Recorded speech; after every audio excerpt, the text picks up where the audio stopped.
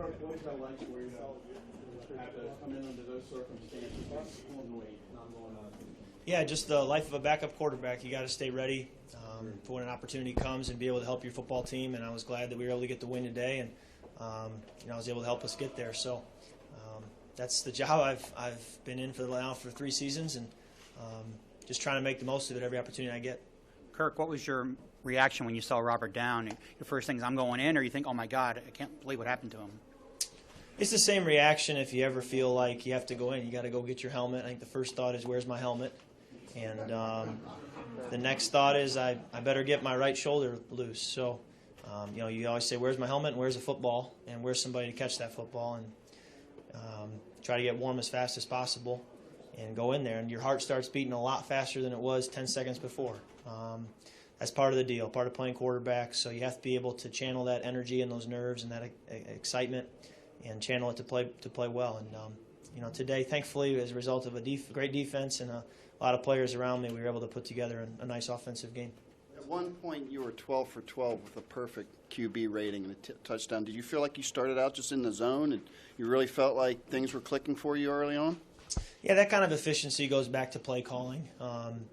If you call the plays that give you a chance to get completions and get a rhythm going, it always puts you in a better place. So I got to credit Jay and Sean for that. And then when you have that kind of efficiency, that's a total team thing. Guys are catching the football. Guys are disciplined in what they're doing. And, all I have to do is execute and throw to the open guy. Kirk, it's one thing to say you always have to be ready, but I think it's another to come out and play the way that you did, look like a starter, run the offense. I think you 8 different receivers caught footballs. How do you train yourself to be ready like that, not ever knowing when you're going to go into a football game?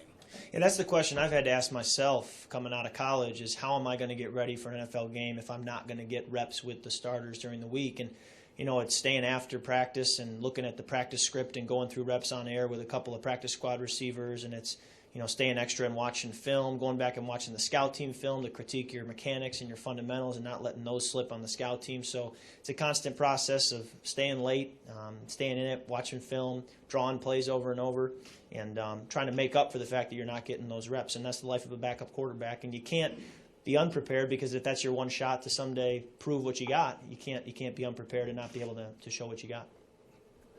Kirk, there's a good chance that Robert's going to be out for a while. Do you feel this is an opportunity for you to show people that you're a bona fide starting quarterback in this league without obviously anything hanging over you for a while, and that might be the blessing in disguise to all this? I think the focus right now is to just help the Washington Redskins get a win next week and take it 1 week at a time, even 1 day at a time. We have 2 divisional opponents coming up, and so a lot of importance on these games, and we need to get wins. So we'll get right back to work and focus on the next task, which is Philadelphia. Kurt, you had a nice rapport out there with Ryan Grant and Niles Paul. Does that come from just obviously working with them a little bit more in practice? I'm just throwing to the open guy and going where my reads take me. And, Ryan Grant and Niles Paul are certainly talented players, and we're really excited to have them, and I feel confident knowing they're on the field with me. But I'm just going where my reads take me, and today it seemed to take me a lot to those 2 guys. Kirk, you did start 3 games last year. Do you think that, even though it's a different season, that helped you out there today, because it wasn't like the first time you'd been out there? Right. Every time you go out there, you gain confidence and you gain experience. And, when I do have to go in there and I'm saying, where's my helmet and where's the football, the fact that I've been there a little bit in those 3 games last year and done it for a few weeks in a row, it does give you confidence. And you say, hey, I've been here before. Good or bad, I've been here before, and this isn't the first time. So that does help. Kirk, obviously the injury provides an opportunity for you to showcase what you can do, but at the same time, Robert, as a friend, as a teammate, to go through another potentially major injury like this, how much does your heart just go out to him as a teammate and as a friend?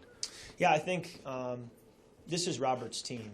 My job is to be the backup quarterback, and if called upon to come in and play, and I better play well and help this team win. So that job doesn't change. This is Robert's team, and it's now my job, if called upon as a backup quarterback, to come in and help this team win. So I'm going to do that every chance I get, or at least work very, very hard to make sure I'm doing all I can to get that done. Thanks, Kirk. Thank you. Hey, guys, it's not